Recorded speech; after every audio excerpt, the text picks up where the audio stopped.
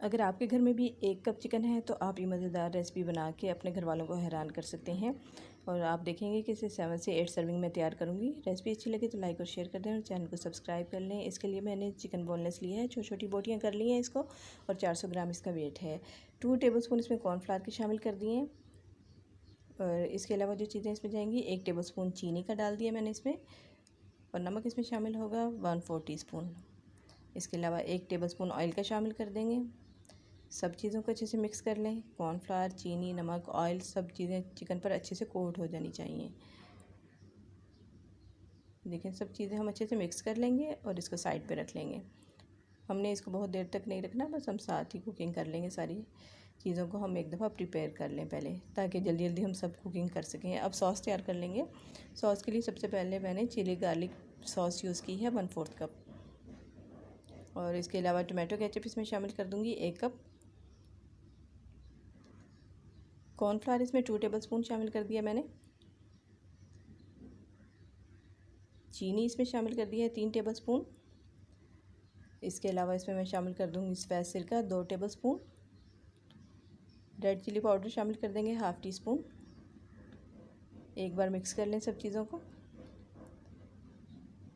जैसे ही हम चीज़ें तैयार करके रखेंगे तो सिर्फ हमें 5 से 7 मिनट लगेंगे ये रेसिपी तैयार करने में।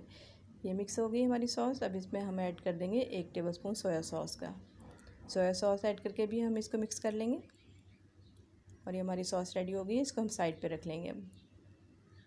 तो झटपट हम अपनी कुकिंग स्टार्ट करते हैं। पैन को मैंने चूल्हे पर रखा है। ऑयल मैंने इसमें शामिल कर दिया 4 टेबलस्पून। अब इसमें मैंने क्रश्ड गार्लिक का शामिल कर दिया 1 टेबलस्पून। ये पेस्ट नहीं है, क्रश्ड है गार्लिक। गार्लिक को हम 1 मिनट के लिए फ्राई कर लेंगे, बस इसकी हल्की सी खुशबू आएगी, तो इतना ही हमें इसको करना है। अब इसमें जो मैरिनेटेड चिकन है वो शामिल कर देंगे। चिकन को हम फ्राई कर लेंगे 3 से 4 मिनट के लिए।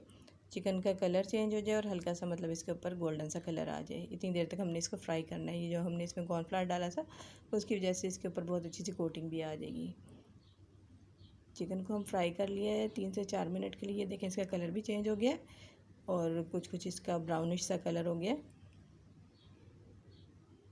अब इसमें जो चीज़ें शामिल करेंगे, ग्रीन चिली शामिल कर दूंगी 2 से 3 अदद बारीक कटी हुई हरी मिर्चें शामिल कर देंगे आप, और इसको मिक्स कर लें।